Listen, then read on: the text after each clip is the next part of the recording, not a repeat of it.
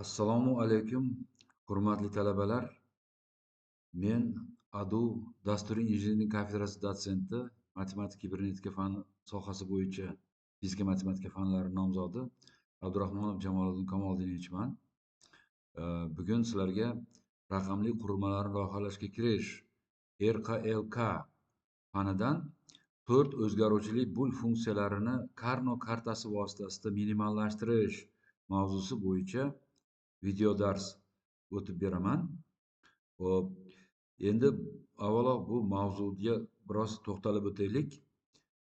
Mazkur mavzu, ya'ni Karno kartalari vositasida mantiqiy funksiyalar, ya'ni bul funksiyalari ifodalarini soddalashtirish mavzusi bakalavriat va magistraturaning bir qancha yo'nalishlaridagi raqamli qurilmalarni loyihalashga kirish, ya'ni RKLK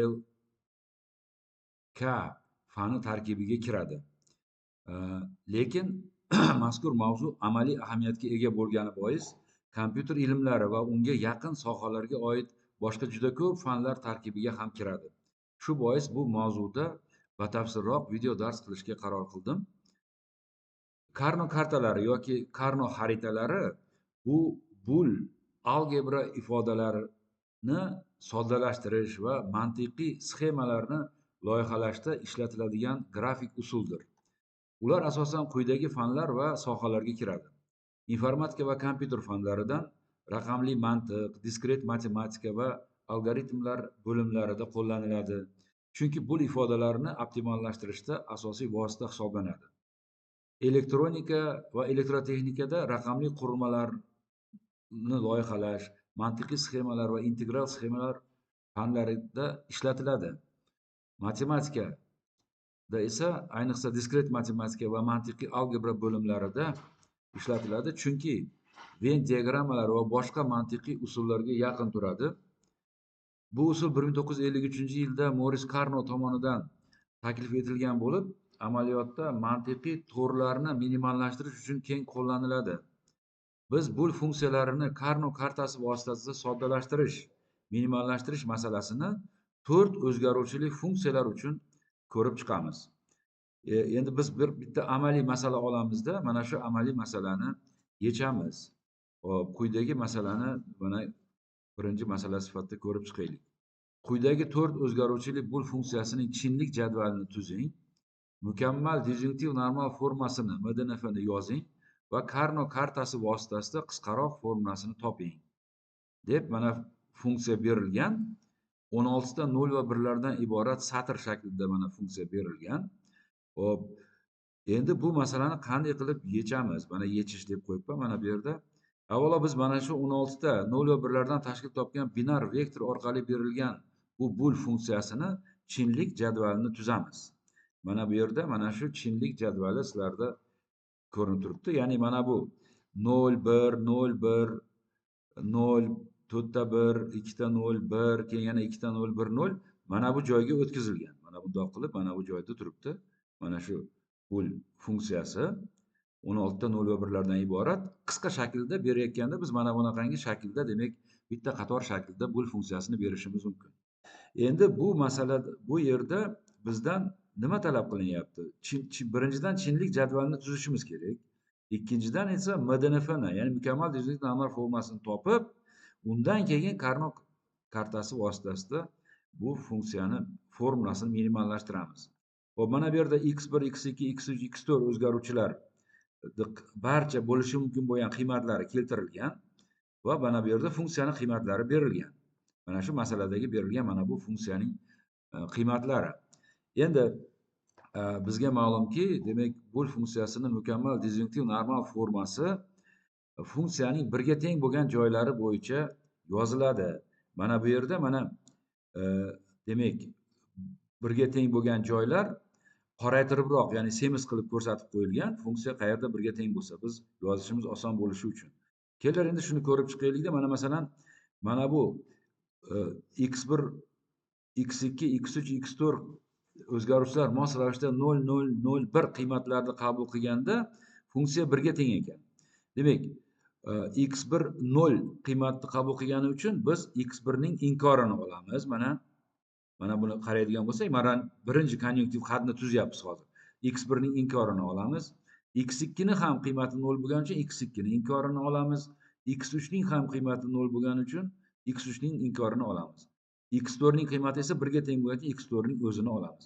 Shu tariqa biz mana bu X1 ning inkori, X2 ning inkori, X3 ning inkori, X4 degan konjunktiv xatni tuzib oldik. Xuddi shunga o'xshash ikkinchi mana bu konjunktiv xat ham tuziladi. Bu ikkinchi konjunktiv xat mana bu funksiyaning ikkinchi birga teng bo'lgan joyi bo'yicha, mana bu joy bo'yicha demak tuziladi. Mana shu satr bo'yicha tuziladi. Demak, bu yerda 0 0 1 1 ekan. Mana ko'ryapsizlar, X1 da inkori, X2 ning inkori, X3, X4 deb yozilgan. Va hokazo. Ham demak, bu yerda funksiya bizda 8 ta joyda birga teng bo'lganligi uchun bizda 8 ta konjunktiv xat hosil bo'ladi. Mana shu konjunktiv xatlar, konjunktiv xat degani nima degani? Demak, mana bu yerda X1 ning inkori, X2, X3, X4 turibdi. Mana X1 ning inkori, X2 ning inkori, X3 ning inkori, X4.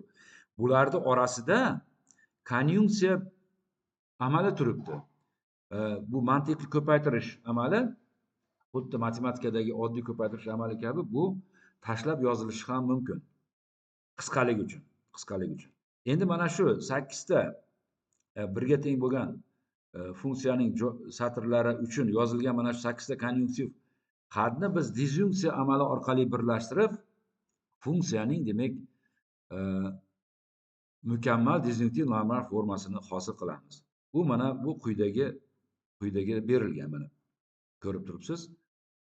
Endi bu 8 ta xatni deb mana yozib ham qo'yganman. Demak, bu yerda disjunksiya amali bilan birlashtirib biz mana bu funksiyani demak BDNFsini oldik.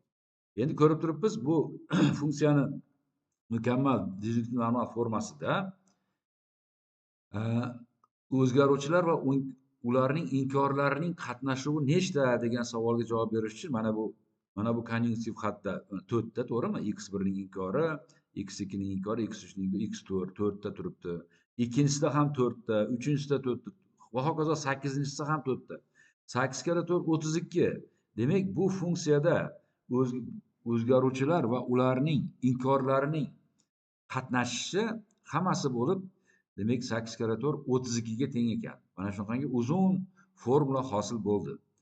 Endi bu funksiyasining qisqaroq formulasini topish uchun Karno kartasidan foydalanamiz.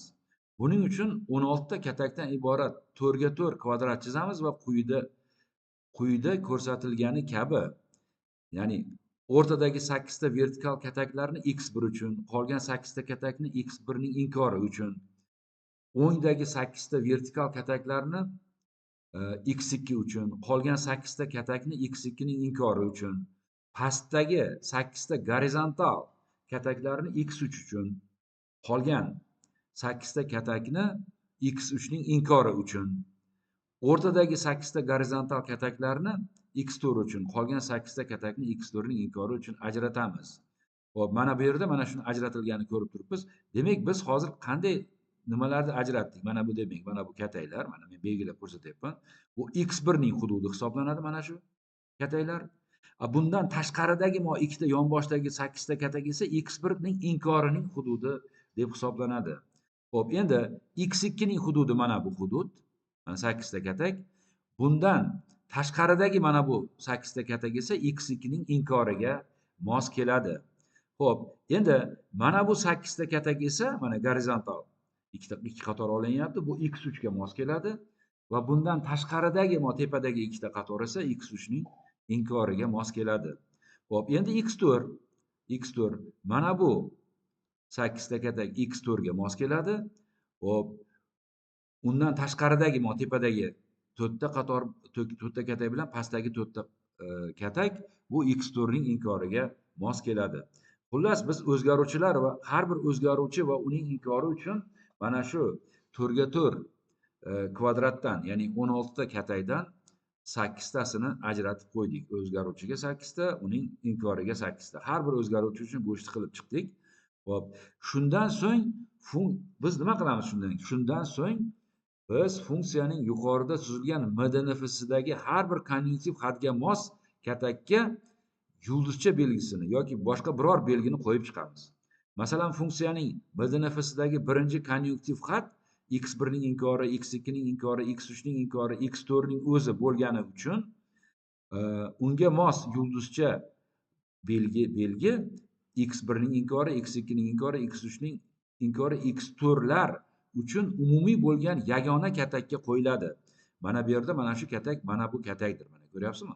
Mana bunga ahamiyat bersak, bu katak, hozir mana belgilangan katak, yulduzcha qo'yilgan katak qayerda turibdi? x1 ning hududidan, ya'ni mana bu o'rtadagi ikkita 8 ta qatordan tashqarida turibdi, ya'ni x1 ning inkorida turibdi.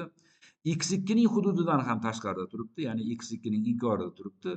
x3 ning ham hududidan tashqarida, ya'ni x3 ning inkorida turibdi. Lekin x4 ning o'zida turibdi.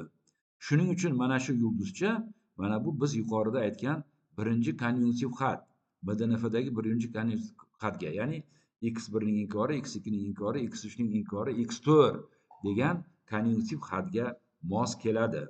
Xo'p, endi qolgan har bir konjunktiv xat uchun tegishli katakni topib, unga yulduzcha qo'yib, biz quyidagi Karno kartasi deb atalgan manzaraga ega bo'lamiz. Xullas, bizda 8 ta bo'lganligi uchun mana bu konjunktiv xat, mana bu 4 ga 4 kvadratga qo'yiladigan yulduzchalar ham 8 ta bo'ladi. Demak, mana shu manzaraga biz ega bo'lamiz. Mana shu chizma, demak, mana shu 4 ga 4 katakdan yulduzchalar qo'yilgan chizmani biz Karno kartasi yoki Karno xaritasi deb atayapmiz.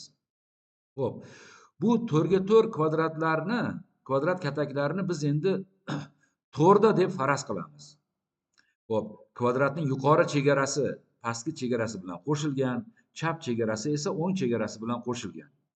To'r deb natijada demak o'ziga xos to'r hosil bo'ladi.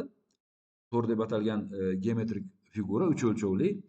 Xo'p, u nima ekanligini men mana bu yerda keltirib qo'yganman. Misol tariqasida internetdan olingan rasm bu. To'r deb qanday geometrik figura ko'zda tutilayotganini aniq tasavvur qilishingiz uchun uning internetdan olingan bir rasmini ko'rsataylik. Mana bu rasm ko'ryapsizlarmi? To'r mana shunaqangi narsa ekan. Demak, bu haligi mashinaning baloniga o'xshagan narsa. Endi biz qaralayotgan funksiyaning Karno kartasidagi yulduzchalar miqdori 2 ga karrali bo'lgan hajmda iloji boricha katta hududlar bilan qamrash amallarini bajaramiz va har bir qamrovga mos konjunktiv xatni yozamiz. Xo'p, endi demak, to'rni nimaligini mana bu ko'rsatdik biz. Mana bu bizning kvadratimiz, demak, mana bu tepadagi chiziq bilan mana pastdagi chiziq qo'shilib o'ziga xos truba hosil qilgan va mana bu chapdagi chiziq bilan o'ngdagi chiziq ham qo'shilishi natijasida bu truba mana bunaqangi to'rga aylangan. Va mana bu kataklarning hammasi mana shunaqangi to'rning ustida turibdi deb faraz qilamiz biz. Va shunga mos ravishda demak harakatlarni amalga oshiramiz. Umuman aytganda, qamrovlar qanaqa turlarga bo'linadi? Avval shular bilan ham masalani yechishdan oldin tanishib chiqaylik. Umuman aytganda, qamrovlarning shakllari quyidagicha bo'lishi mumkin.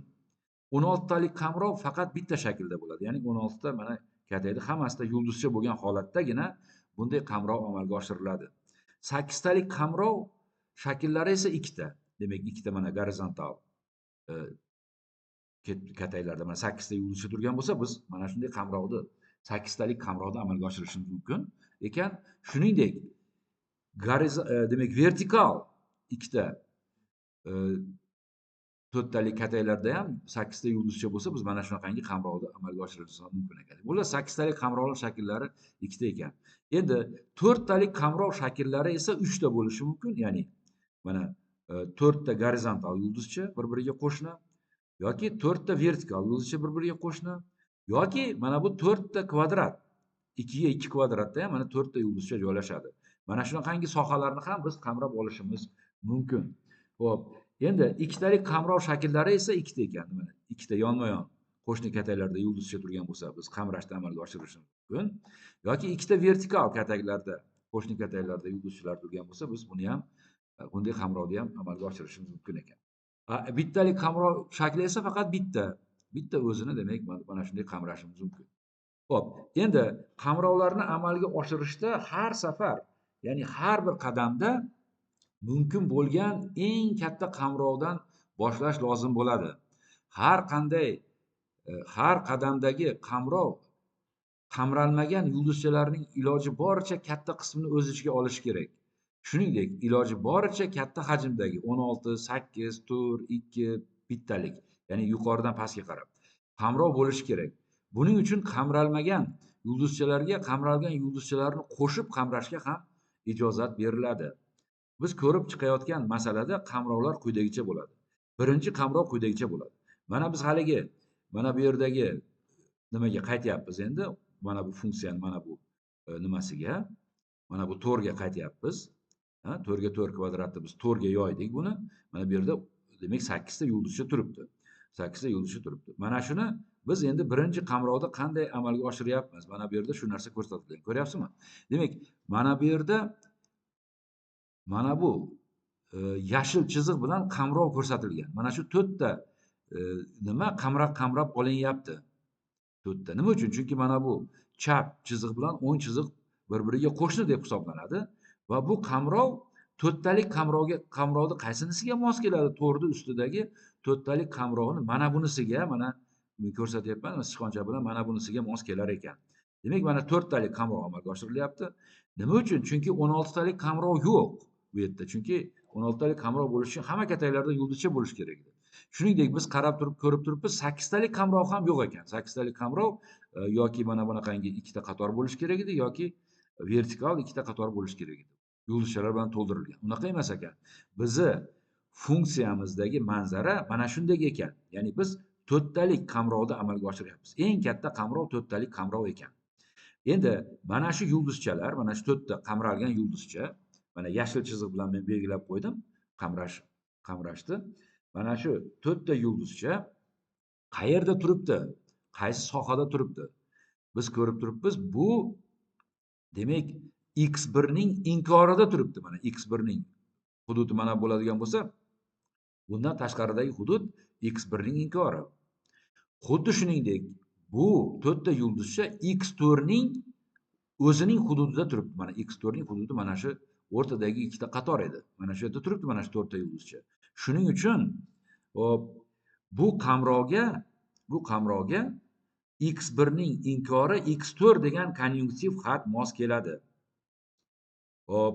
Demak, yana takror aytaman. Bu qamrovga 4 ta yulduzcha kirdi va bu qamralgan hudud x1 ning inkori x4 larga tegishli hududda to'liq joylashgan.